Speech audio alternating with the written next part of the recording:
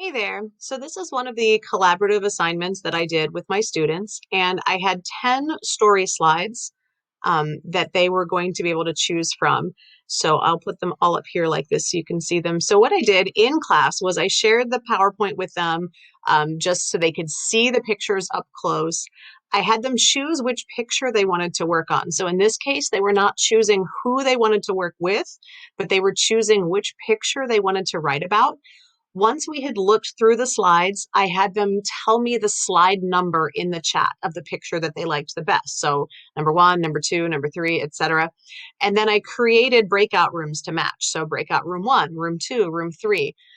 Then the next step, once they had all told me which picture they wanted, was to go up here to File and choose Share, and then share with other people. And this part, I learned the hard way that I had to make sure to change this. So you have to change this to say allow editing and then click apply. And then I simply copied this link and then I put this link in the chat before I opened up the breakout rooms. So while they were deciding and I was creating breakout rooms, I put all of the kids into a breakout room matching the picture, just so they could talk to the other people that they were going to write their story with. So then I put the link in the chat and then I said, okay, everybody click the link. When you get into the PowerPoint, you're only going to work on the file that the slide number that you were assigned, that you chose.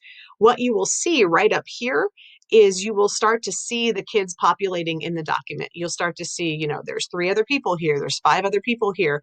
So before I open the breakout rooms, I check to make sure if there's 28 people in the class, I make sure I have 28 people in the slides. The beauty is if they're already logged into their 365, their name will actually be here. If they have not logged into 365, it will say guest contributor. And then once everybody is in the document, I leave it on this view. And then I open up the breakout rooms and then I can see them typing as we're in here. So here's an example.